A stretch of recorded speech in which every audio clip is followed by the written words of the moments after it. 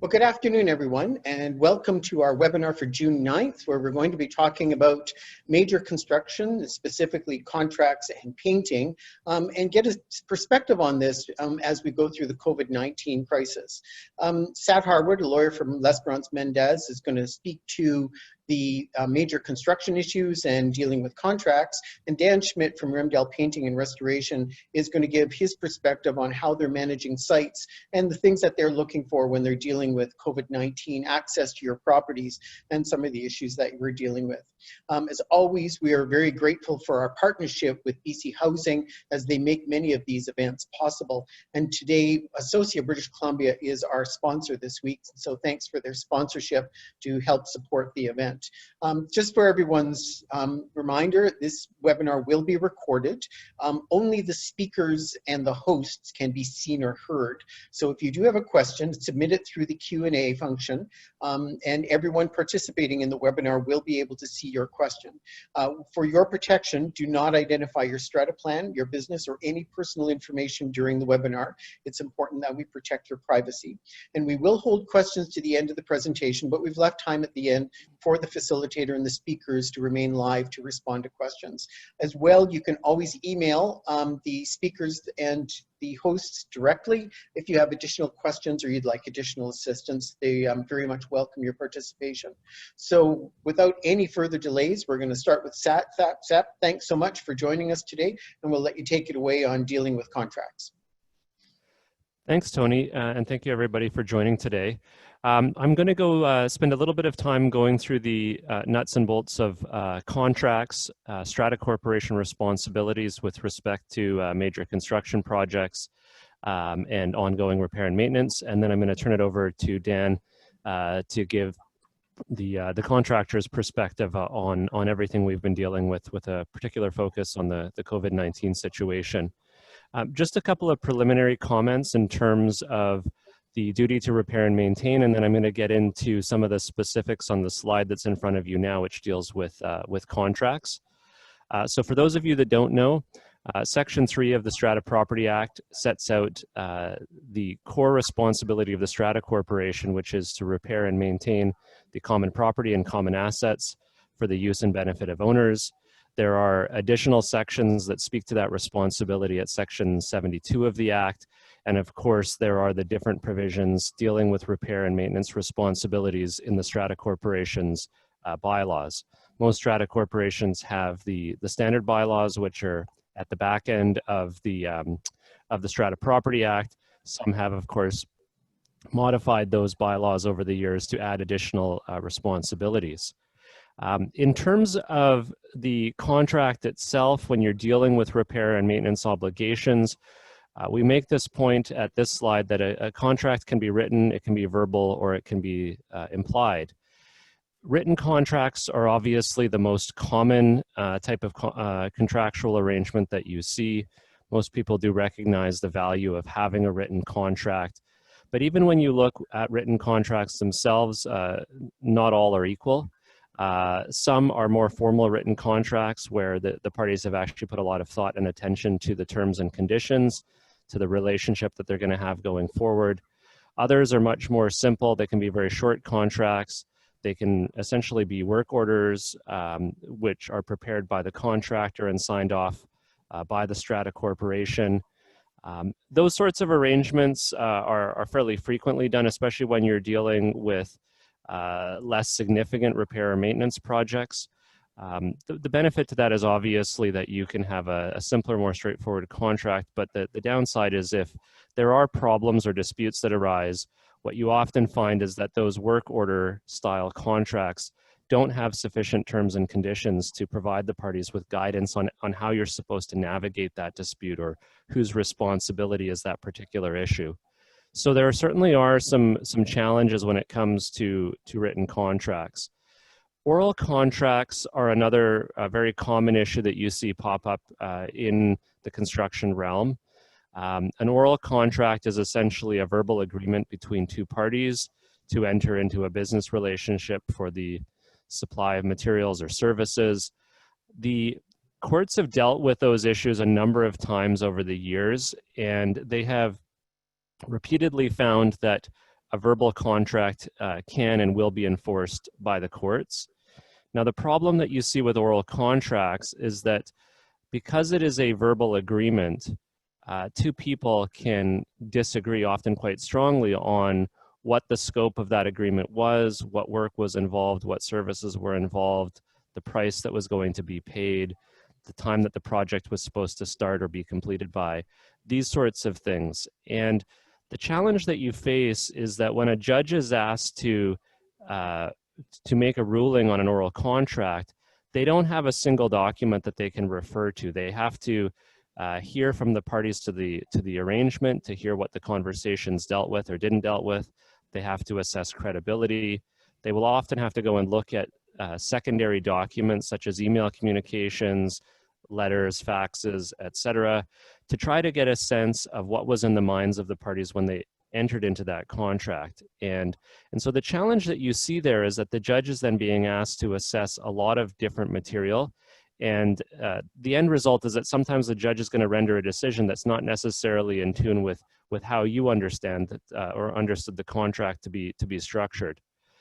Implied contracts are really a sub-branch of the oral contract field. And an implied contract is essentially a situation where two parties have entered into a relationship. They didn't feel it actually got to the level of a contract, but a judge ultimately looking at that situation finds that there was a contract and that it is enforceable as between the two parties. So that's a bit of an overview of the three different types of contracts that you see within sort of the repair and maintenance realm. I'm going to move on to the next slide now. And what we're going to do here is just talk through some of the really frequent contracts that you see in the strata corporation realm. And we've divided that up over several different slides here. So in terms of service contracts, as Tony set out in this slide, the most common service contracts that you see are obviously monthly elevator service contracts, waste management, strata management contracts, pool, janitorial, HVAC contracts, these sorts of things. You know, when you look at these contracts, one of the things that will jump out at you is that notwithstanding the COVID-19 situation, notwithstanding all of our efforts to improve our social distancing and help to reduce the spread of the virus, these contracts that we're looking at in this slide, a lot of these things are really critical contracts that you simply, it's not work that you can defer and deal with at a later date, right? Like the reality is if you don't repair and maintain your elevator, at a certain point, it's not going to be working properly. You're going to have issues with the BC Safety Authority, these sorts of things. Waste management, again, you know, we all have to manage our garbage and our recycling. And if we don't have those contracts in place, if we don't deal with those issues during the crisis, much more significant problems are going to happen down the road. Strata management contracts are another one. You know, there are obviously some strata corporations that can manage their affairs and their operations on their own. But the reality is you need a lot of spare time in your life to manage a complex building such as a strata corporation.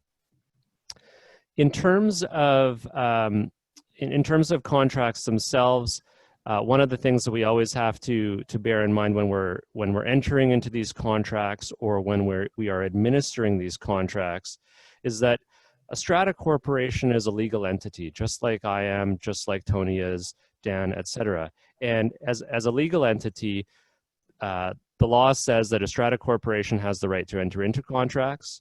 And if things go wrong, the strata corporation has the ability to sue or to be sued if there are problems. And so that's a really critical fact to always bear in mind here, because as a contracting party, as an entity that can be sued, the strata corporation always has to be very mindful of how it administers the contract, how it deals with safety issues, particularly in light of the COVID-19 situation. What are the steps that it needs to take to ensure that there is a safe environment for contractors and consultants who are coming onto the property to work and to do the jobs they've been hired to do, to ensure that staff or others that are hired by the strata corporation are working in a safe environment, to ensure that members of the strata community itself are also being kept safe and protected. If any of these things go wrong, there's always that risk of transmission of the infection and the resulting potential for lawsuits against the strata corporation. In terms of the next set of examples on page 6, another sort of basket of really common contracts that strata corporations have are going to be employment agreements. For some of you on today's meeting, you're going to have resident caretakers, you may have concierge staff, resident managers, gardeners, office admin folks. All of these different sorts of staff members that can be present on your property at any one time. And as an employer, as somebody who hires staff, who supervises staff, who are responsible ultimately for managing and maintaining your building, you also have an obligation to ensure that that the staff themselves are safe, that there are reasonable protocols in place to keep them safe, to ensure that you've done the best you can to protect them from getting sick or to prevent them from transmitting the virus to others who come into your building. So those relationships are obviously quite unique, and they merit a lot of focus and attention by strata corporations. In terms of slide number 7, we get into another different basket of contracts here. You've obviously got insurance contracts. You've got contracts that deal with emergency response situations such as floods, water escapes, pipe bursts, these sorts of things. You've got plumbing and mechanical repair contracts, consulting and engineering services, and then obviously major construction projects. There's a couple of things you want to bear in mind with these. You know, when it comes to policies of insurance, the obligation to obtain insurance is mandatory, so this isn't something that we can defer, although we might want to sometimes given the insurance situation that we're currently dealing with. Emergency response situations, again, you know, if you're dealing with a situation where you've got a burst pipe or an overflowing bathtub or whatever, the reality is that you're going to have to deal with that issue as the emergency happens. You're going to have to bring in people to help you with mitigation efforts, with drying out the building, these sorts of things. So there isn't an ability to just sort of table that work and keep the contractors out of the building until the COVID-19 situation stabilizes and gets better. So there's going to be this sort of constant need to have those sorts of folks coming into your building when those emergencies arise. Plumbing and mechanical repairs, this is another really common one.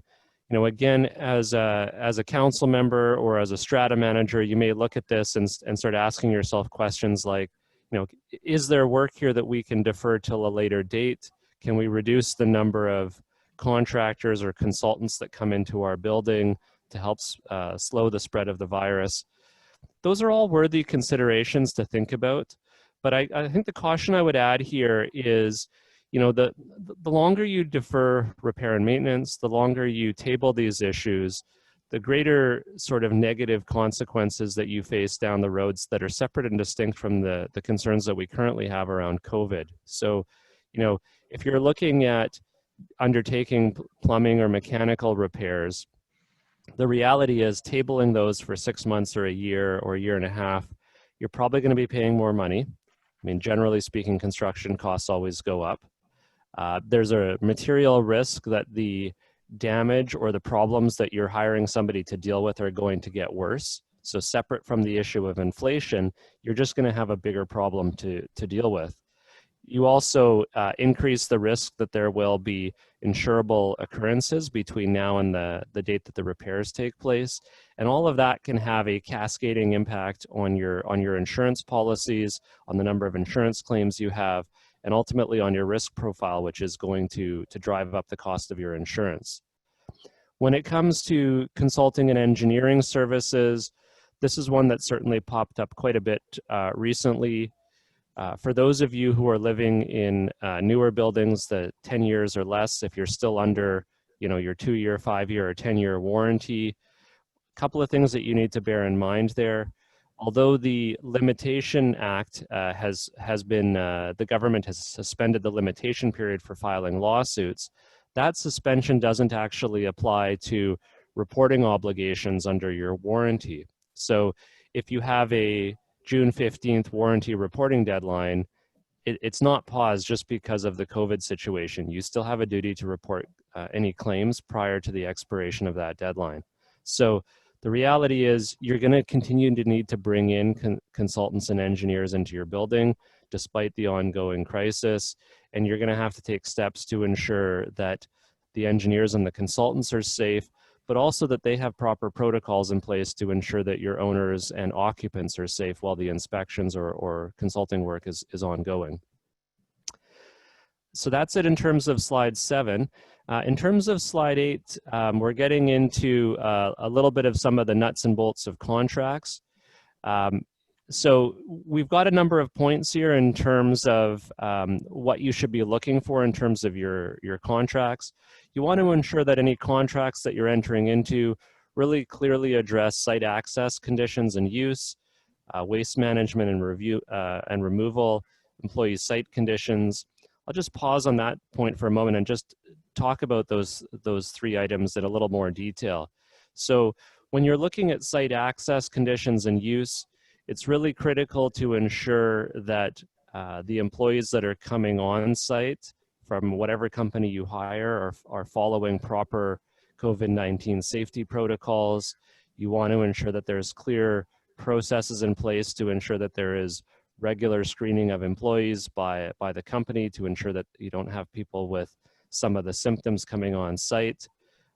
We've gone so far as tweaking some of the contracts we've reviewed for strata corporations and putting in provisions that, for example, require the company to notify the strata corporation if any of their employees test positive for the virus, or if they have issues with employees getting sick or these sorts of things.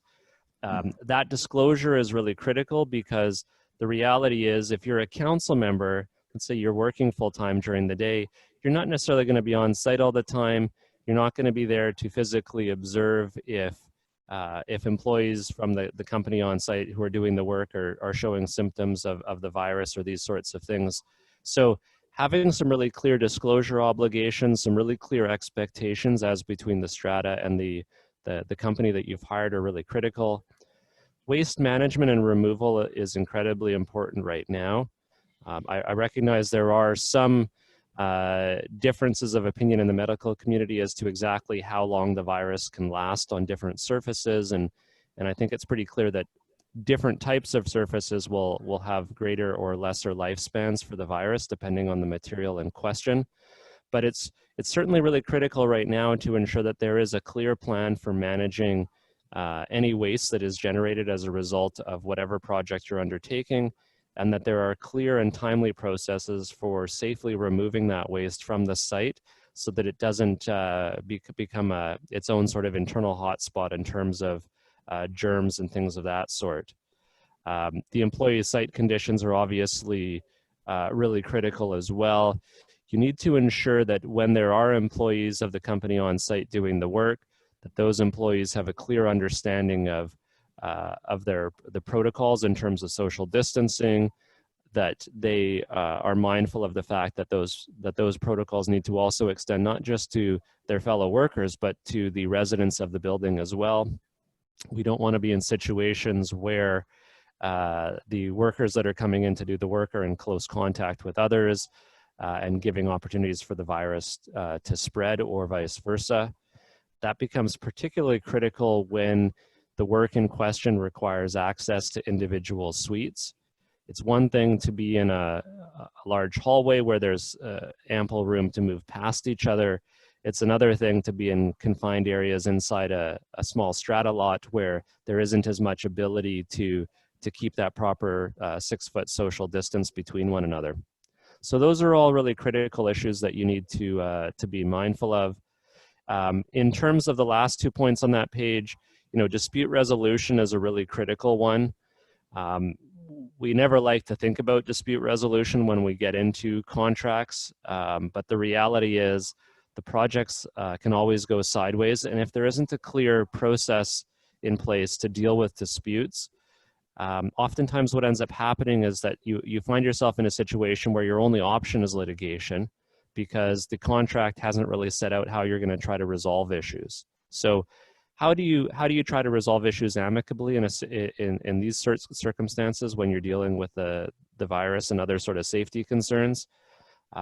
Some of the processes that you can have is a clear process for mediating or resolving disputes, either through negotiation or through the help of a third-party mediator. Ideally, in this sort of situation, if there are safety concerns from the owners or from the contractor themselves, having your third-party mediator being somebody that is familiar with construction processes and that has a clear understanding of safety obligations right now, it would be really critical. But certainly anything you can do to have a clear process for resolving disputes and minimize the risk that you're going to have to go to court is going to save you a lot of money in the long term. In terms of slide number 9, with slide number 9, we've got a few other points dealing with contracts themselves. We reiterate the message about the critical importance of getting your contracts in writing. Whenever you get a contract from a consultant or from a contractor, it's not sufficient to just have a written contract. You want to take the time to actually read that document, ensure that you understand the terms and conditions that the Strata Corporation is agreeing to. And if there are concerns or variables that you don't feel are properly addressed in the contract, having the comfort to go forward to the contractor and say, you know what, we need you to amend this. We'd like to address the following situations. That's really, really critical because it'll help to ensure that you've got tools to resolve your dispute if one does arise, and it ultimately puts you on the right footing from the beginning. Details and specifications regarding the scope of work are critical. You always want those generally when it comes to a contract. You want to know exactly what you've agreed to, what's included in the contract, what's not, whether or not there are going to be extras for certain types of services. Those things are really critical generally whenever you're entering into a contract. They're particularly important right now when you're dealing with the situation that we are with COVID. So, you know, for example, one of the things that you're going to want to think about as a strata counsel or as a strata manager is, how do we deal with those issues of access to individual units? What do we do if particular owners are uncomfortable with allowing the contractor into their home? How do we ensure that necessary work gets done, but we also don't find ourselves in a situation where we're now in a dispute with the owner because an owner doesn't want to allow the contractor in, and the contractor is mad at us, the Strata Corporation, because they need to get in to complete the work in the time period they've committed to, and now they're being prohibited from doing that by the owner. So fleshing out all of these issues at the front end of the contract is a really good way of avoiding that potential problem that you're going to deal with down the road. Warranties are also really critical in the work that you do. It's always important to get a warranty for the work that you're contracting for. Obviously, from an owner's side, the longer the better, and the more extensive the warranty, the better. But you want to have that basic protection in place so that if there is a problem, if work isn't done properly, you have recourse in terms of getting those issues fixed and dealt with. Pricing and costing is obviously critical as well. I talked about that a few moments ago. That last point at the bottom there about changes or additions is critical in the process, because what you see time and time again with contractors is that when a contractor and an owner will get into a relationship, from the owner's perspective, they'll think, well, everything is being done for this fixed price. From the contractor's perspective, they know exactly what they've committed to. There's probably some uncertainties in their construction process that they haven't given fixed pricing for. Rot repair is a really common one when you're inside of walls. Contractors never like to give a fixed price for rot repair because they don't know what's in the wall until they open it up, right? So having a clear understanding of what's included in your base price, what's going to be considered extra, and how extra work might be priced and charged if it does occur is really critical at the front end of your contract before problems arise. In terms of the last slide I'm going to deal with today, this is slide number 10. Slide number 10, we make a few final points in terms of contracts themselves and the things that you want to do before you sign that contract. As we said earlier, you want to have a clear, a clear understanding of the terms and conditions in the contract. You want to ensure that there are specific requirements in place to deal with the COVID-19 situation. Those requirements need to address the safety of workers, the safety of your owners, and establish clear lines of communication so that if there are problems, you can mitigate those issues before you have to rush off to court. Whenever you get into contracts, some other things you want to also deal with, start date and end dates, right? When is the contractor going to be in to do the work? When is it going to end? How do you deal with delay situations, right? I talked about that problem earlier. If you have concerns from individual owners who don't want workers to come into their particular units, what happens if 2 of the workers get sick and they have to take time off because of these protocols? Is that going to delay completion of the contract? These sorts of things. So those are really critical issues. Access, as I said, is a critical issue. You want to have a clear set of payment dates so you know when payments are due.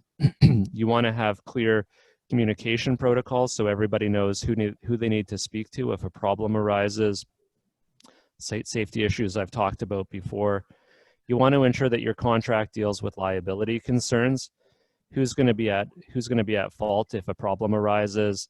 And then, of course, you want to ensure that there's warranties and there is a dispute resolution mechanism if those sorts of things need to get dealt with. Finally, at the end, we make the point, to the extent that you want that contract modified or adjusted, having legal advice at the front end is always really critical. It sounds a bit like a pitch for lawyers, but I can honestly tell you with all the years of work I've done on it, we generally charge a lot less at the front end than the back end because the problems are easier to deal with before you're running off to court. Sorry about that. So with that being said, I'm going to pause here. I'm going to turn it over to Dan, who's got a number of slides to go through, and then we'll open it up to questions. That's great. Thanks a lot, Sat. So Dan Schmidt from Remdell Painting and Restoration. Dan, you're going to talk about your perspective from the contractor's duties and obligations and what makes your job a little bit easier as you go ahead. So all over to you. Thanks, Tony, and thanks, Sat. Good to join together with all of you listening as well. Good morning and great to be with you. Right off the top, I want to address the #1 question contractors, and particularly here I'm representing painting and building envelope renewal contractors. What we're hearing from customers on our site, is it safe to meet during this COVID-19 time? And the answer is yes. Really at the heart of this is whether it's safe to proceed with any project, with any construction work at all in this COVID time. And again, the answer is yes. And we're taking our direction as contractors from Dr. Bonnie Henry, and our government that early on, with appropriate protocols, construction could continue, even when the number of cases were much higher. And that's especially true now. At Remdell, for instance, we've had multiple projects continuing right through these months. And while meeting in person isn't the only way to connect, it's also okay with the proper social distancing. So what about site expectations? Many calls to review a site or to do an estimate or to meet regarding a contract are held outside, frankly. And remember, outdoors is a safe environment. It's much safer. And I guess that'd be one of my key recommendations. Where possible, hold any meetings outside or in a larger space so you can provide that ability to have social distancing. As well, contractors should have masks with them, and they should be prepared to work with whatever restrictions you feel appropriate. Just because the government says it's safe doesn't mean you feel it's safe. So you can identify your level of comfort, and a good contractor is going to work with you and they're going to accommodate that. We make a lot of use of phone calls and Zoom calls like this to connect during this time. I'll identify a few key safety procedures in a minute, and there are some best practices, but remember, you're the one in charge as a strata. So be bold, let your contractor know how safe you feel. And I'd say don't let the concerns about COVID-19 prevent you from having that good, clear contract that Sat was just talking about. Most contracts need some back and forth discussion. We had one recent strata. They said they had our estimator calling out 4 times, and he walked through first the scope of work, then some site details, places they needed to remove or trim back bushes and trees, time to clarify and agree before the project was approved. And she mentioned that this was one of the keys to her project going well. And so I'd encourage that, whether in person or many meetings, as I said, can be done by Zoom or similar technology. Use that technology to your benefit right now. I'd also recommend that you shortlist your contractors for any major projects and interview each of them. Let council voice their questions directly to the contractor, maybe in a Zoom call that clarifies and brings confidence in your choice. And let me pick up on Sat's point from the first part of this presentation. It's important that the expectations you've agreed on, they get put in writing. If it's important enough for you to discuss it in advance, then ask the contractor to include it in the contract notes, so you both have a reference point to refer to. Ask your questions, get good answers, and then sign a contract with the company that provides quality service and listens to your unique needs. What about the construction site? What's different here? If it's a core requirement of any good contractor to be safe, and it is, then it's really important in these COVID-19 times. There's extra protocols that are required, and frankly, those are going to need much more active site management. There's more project management that's going to be required than in any other time that we've been dealing with site safety. Companies that have both the designated site foreman that's every day on site, as well as a project manager that's actively involved, not just kind of assigned to do some office work, but they're on site as well. Those two can form a team that can assist in limiting, I guess, the additional work expectations. Really, you don't want to become the project manager for this project. You want to have a contractor that does that management well, and they're going to need more resources to it. So make sure they have those resources. And what about WorkSafe? What does it require? Well, WorkSafe, in short, asks that contractors have, first, a safety plan that assesses risk. Secondly, that they address that risk. And then third, that you follow the plan. The benefit and the challenge is it's not a one-size-fits-all solution. As you may have heard, maybe different plans for things like hair salons, or you've heard in the news about meat processing plants. So let me give you a few of our best practices in the painting and envelope renewal industry, and what I think most good contractors will be doing. And we start at the top with good training. Our project managers and our foremen, as leaders, they're the first line of vigilance. They need to be alert to any illness and enforce the stay at home when you're sick practice. Not many people are traveling right now, but if we require that anyone that's traveled, it will self-isolate, you know, as the government guidelines indicate. And then our employees are trained and they're reminded regularly. You'll see on sites social distancing posters, reminders to be 2 meters apart or 6 feet apart between the workers. You'll see a best practices poster for hand washing and other hygiene guidelines. These have been provided to the industry by the BC Construction Association, and you should see those kind of reminders on a good site. Sometimes workers need to be more than, or to be closer rather than 2 meters apart in order to accomplish a task. Sometimes you have to be close by somebody moving a ladder, for instance, or some other equipment. If that's the case, we try to limit the exposure by reducing the time spent in close proximity. And we also encourage the wearing of masks and gloves for those kind of times. On site, you need to have hand sanitizer, you need to have hand washing stations. Each site requires that. In fact, one of the WorkSafe's primary requirement is that there's clear, regular hand washing sites, and we've had to figure out how we're going to have portable hand washing sites on sites where they may not be running water or that kind of thing available to the trade. And you may want to make sure that they're sanitizing tools and equipment that gets shared as well. So So each project is going to have a specific safety plan that covers both general safety first, then the unique safety concerns of your project, and then these COVID-19 protocols. And it's going to need to be customized for that project and location. And then employees need to be trained to understand and follow that safety plan. So I've talked a fair bit about employee protection. What about residents? Well, residents can be easily concerned or fearful, and good, clear communication is the primary need.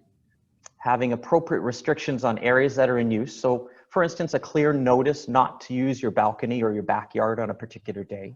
That can help prevent overlap between employees and residences. Interior work can be done during this time as well, and I've got a couple tips on that later.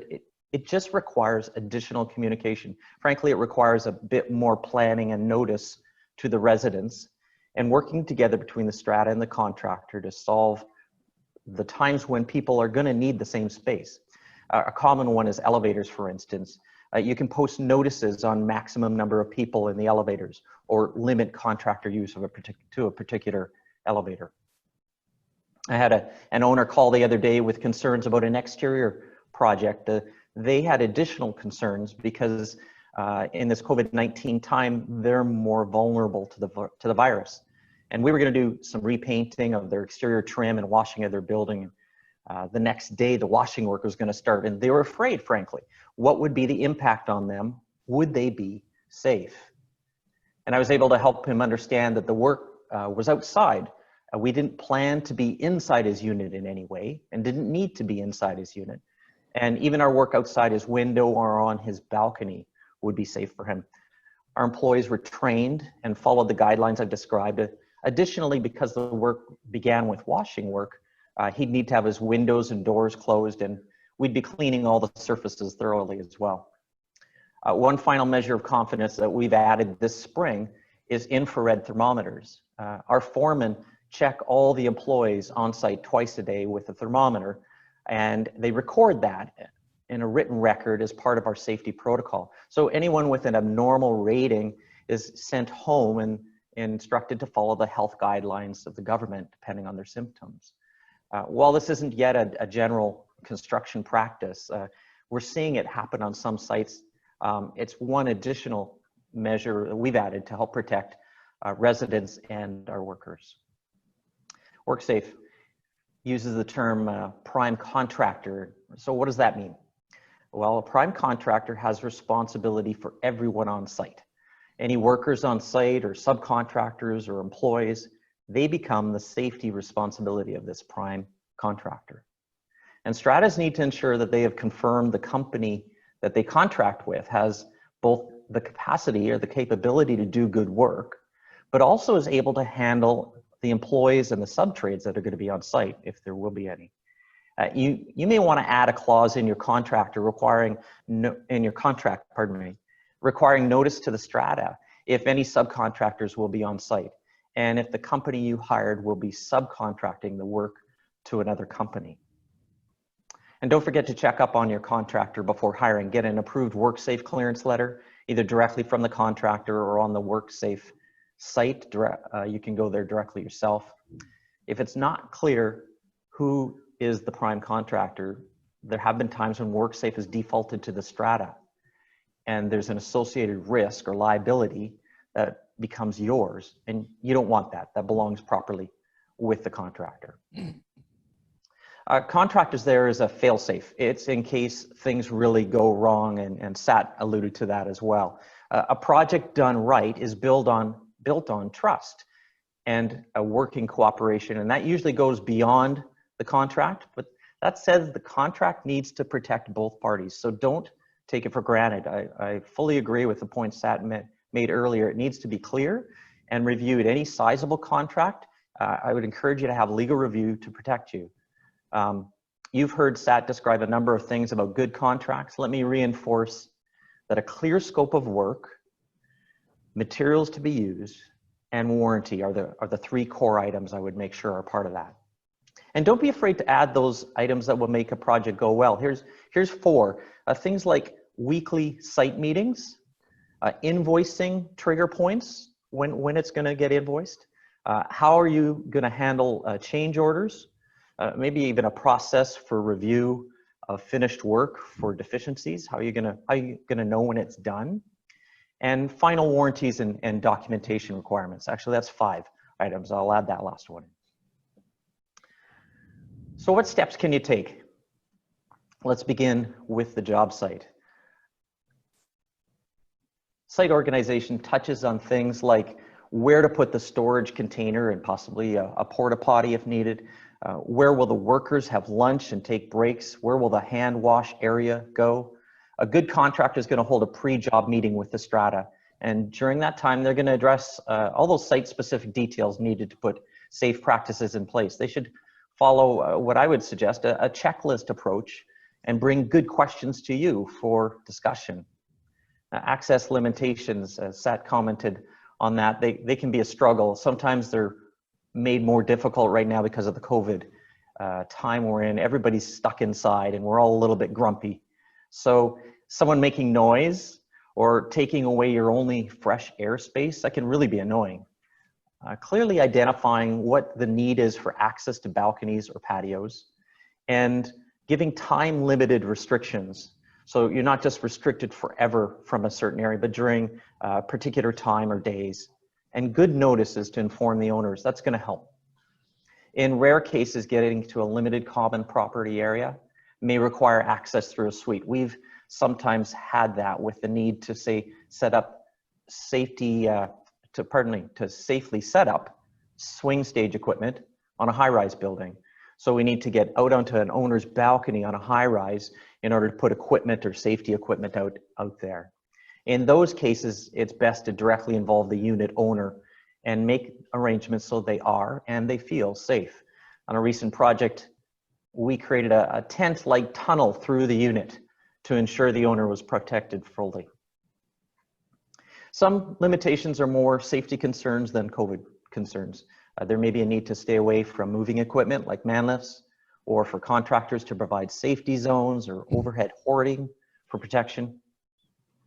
Additionally, personal property may need to be moved or consolidated to provide safe access for the contractor to work. The strata mandates the work for this limited common property. So you're in charge, but owners are going to benefit through cooperating. So sometimes the area needs to be completely cleared, but often it can be grouped together and covered for protection. Again, that's a really good question to ask the contractor in your project meeting. And interior projects, they can go ahead with the right precautions. As I've said, doing work inside a common area is going to require additional communication and coordination before the project. Identifying anyone who might be in a vulnerable group. So you may have particular owners or units that have additional needs and need different precautions put in place for them. Discussing things like traffic flow. How will residents access their units if owners are in the lobby or hallways? One successful model we've encountered and we've used is to stage the project. So for instance, to provide social distancing and room for residents to move around. The contractor can split up a crew into 2 floors. And so they have smaller numbers of people on each floor and do different stages of work on the floor. As well, you could designate particular times of the day as quiet times. On one recent high-rise, we took a 1.5-hour lunch break in order to give the owners a break from any noise. And we did it at a very specific time, at a regular time, so they knew when to anticipate it and could enjoy it fully. Just a couple of ways that you can mitigate some of the concerns with owners right now. Finally, what makes a successful project? And this is the last slide, Tony. Firstly, good scheduling. Advance notice of the project allows planning. So if it's outside, as I mentioned, plants and shrubs may need to be trimmed, and owners, they need to be prepared. A well-organized contractor is going to have prepared notices. They give a general overview early on and specific notices for individual owners for work that directly impacts them. And then likely some additional notices if there's going to be gaps between that work. So for instance, on a painting project, you might get a notice 2 weeks in advance to describe the project in very broad or general terms. and a second notice 2 or 3 days before when washing is going to begin, like the project I mentioned. If there's some time before the painting will occur, then another notice that workers are going to be on your balcony or in your backyard. And I'd encourage a final notice when things are done, letting you know how to look around and notify the site manager of anything that's outstanding. Secondly, compelling communication. So in addition to these kind of notices, some larger projects really benefit from specific signage. We've begun to use large whiteboards with maps of the building and updates on them to help on large projects. And we'll place them on an easel in the lobby or a common area, and everybody can access them and see them and read and know when they're going to be impacted by the work that's going on in a bigger project.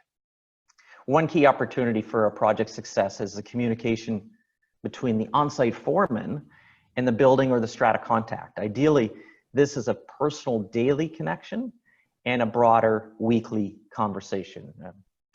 One of the things we do at our major projects is survey all of them to make sure that we've lived up to our brand promise of your project done right. And so I had the opportunity to talk with a strata contact about a recent project, and she was involved. She was very hands-on and was excited to share how she met with our foreman Zolt for a brief update daily. And she would hear what was happening today, who needed to know what, and she could offer her ideas and address any concerns immediately. She then connected with the owners and updated them that day as well. Now, many of you won't be or won't want to be that involved, and that's okay. Not everyone's her. But regular communication makes a smooth and successful project for both the strata and the contractor. In addition, an active project manager, as I mentioned earlier, that's on site regularly, they can provide active communication on site, but they can also send a formal project update to the strata by email. And these updates can be simply distributed by forwarding the update to the owner's list. Safe work practices include a daily safety review and what we call weekly toolbox talks. That's a work safe meeting that we have together as the entire on-site team has a weekly meeting, and we discuss one area of safety. These are more formal reminders of our safety protocols, like the COVID-19 toolbox talk we use. And they'll reinforce the standards I mentioned about COVID-19, but also they touch on maybe the general safety of the site, things like ladders or man lifts or power lines or other hazards. And the other safe work practice would be around break times and lunches. Workers are going to need proper space to meet and to have their breaks, and that needs to be part of the initial discussion. Site meetings. Site meetings need a little bit of discussion along with any contractor to customer interaction. I mentioned being sure to agree on what your safety comfort level is, whether that's distancing or masks, but site meetings should be outside where possible. And that's the best time to agree on project schedule. Sat mentioned, how do you keep a job on schedule? Is it on schedule or ahead or falling behind? And what's going to need to be done to keep it on schedule? Or weekly updates, that formal update to the group, or change orders if there are extras. Most projects don't have additional work required, but on those that have a component of repair or time and material work, that weekly review and approval process can simplify and limit extras on the job. So I'd recommend a weekly site meeting on any larger project or project that extends over a period of time. And finally, finishing well. Once the project or a section of the project is complete, it's time to do a formal review of the work. The site foreman should have done their review of the work, and if you have a project manager, they should have done a second review. Now it's time for the strata to do the same. On a painting project or restoration project we're working on, we often give completion notices. And then the owner can review their unit and provide a written list for the contractor to complete. And I'd say that lessens the load on strata representatives or the council or the project property manager. It's a good practice. Another set of eyes on the work can help identify things that others are going to miss. And that means that the final site walk with the project manager, socially distanced of course, becomes a time to enjoy the beauty of the renewed buildings rather than a tiring checklist of concerns. And we've provided a free downloadable resource, a project checklist that includes details on many of the items I've covered and much more. as a resource on the CHOA website if you look under information bulletins. With that, I'll turn it back to you, Tony, and welcome any questions. Thanks a lot, Dan. That was superb. So we do have a number of really great, actually, Q&A questions. The bulletins you mentioned and the checklists for contracting will actually be archived with this video on the show website, so no one will have to go hunting for them. And you'll be able to view this through YouTube channel, and please feel free to share the video and the resources with your fellow council members, property managers, fellow owners. If you have additional questions, you can always email us after this session through info@CHOA. Just a little reminder before we get into questions that next week's webinar is collecting strata fees. A lot of stratas are asking if they can defer fees for several months to make things a little more affordable, or can they amend their annual budget? So we'll address all of those items in next week's session. So the first question I have is for you, Dan, and it's an interesting question because it relates to access to strata lots. But as a contractor, does the strata have the right to access your contractor's safety and COVID-19 plans? So can they ask you for a copy of those plans? The short answer is yes. In fact, I think they should. We often will offer that, and we would be happy to share that with anyone. I think you need to know that the work on your site is going to be done safely and within those protocols, and so yes. I would also, just adding to that in another layer, I would also probably suspect then that if you have to go into a strata lot, you may be dealing with an owner, with a tenant or a resident, and it's going to come down to their comfort as to whether they're prepared to allow access. And that access, of course, could be restricted by the fact that this resident may be symptomatic. They may be in confinement for 14 days because they've been traveling. There may be a number of restrictions around access. So it's not always possible, or willingly possible even by the contractor, to want to go into a strata lot, but the same thing should apply for those residents, that they should have access to your site safety plan with respect to access to strata lots as well. Yeah, and that's a place where a project manager can meet with or have a phone conversation with the individual unit owner and find out how we can address their concerns in a variety of ways. Can I just add one comment, Tony? You know, one of the things I think is really important for stratas to bear in mind is the importance of empathy when dealing with your owners during this situation. The reality is everybody's operating under a lot of stress and pressure these days, some more than others. And for some people, you know, having to go through a remediation process during all of this is a lot for them to handle. So having early communication, being willing to listen to people's concerns about access to their units, for example, is really critical. And if you approach it from the perspective of empathy, from trying to find a solution, there often are ways to work around those concerns and to address those. But we need to sort of move ourselves away from that initial knee-jerk reaction, which is, no, we got to keep everything on schedule exactly how it's been planned out from the beginning. Which kind of leads into the next question for you, Sat. The strata is a repiping project in progress, and they're about to do tender for bids. However, their engineers have halted everything due to WorkSafe lack of direction on working in inhabited space. They're desperate to get the repiping done because it's not only going to affect their insurance, it affects them with probable leaks and damages in the building. Any suggestion on steps that they might want to take to be able to do this? We do have several repiping projects underway in the Lower Mainland right now, and the contractors have worked very closely with the owners to figure out how to isolate certain sections of the building, and they provided a very tight schedule for owners in the building. So there are 4-hour windows in the morning when they work, then there's a 2-hour break so so residents can come and go from their units without interacting with the contractors, and then they work 4 hours in the afternoon. So they've worked around a whole number of schedules to accommodate all of the residents in the building. But any thoughts on, you know, they may be delayed, but any thoughts on trying to jumpstart this project?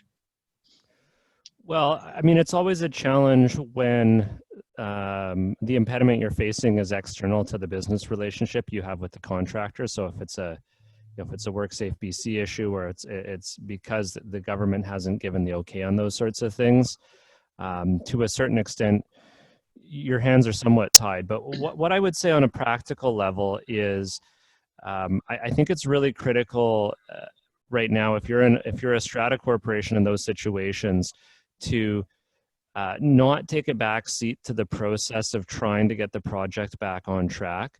You know, our tendency as owners of property is we leave everything to the contractor to stick handle, and then if things aren't brought back on track quickly, then we can get frustrated with them. But the reality is, if you can actively engage with your contractor on those issues, keeping those communications lines open, talking with them about, is there stuff that we can be doing to help you move this process along further? Is there solutions that we can come up with to help get around the regulatory impediments that you're dealing with? I think that stuff is really critical, right? Like, I mean, the reality is, the contractor knows how to do their job. You know how to manage your building, right? I mean, you each have your own areas of expertise. So to the extent that you can work with them to push that forward, to try to find solutions quickly, I think it's really critical. If you sit back, I mean, everything is in flux right now from a regulatory standpoint.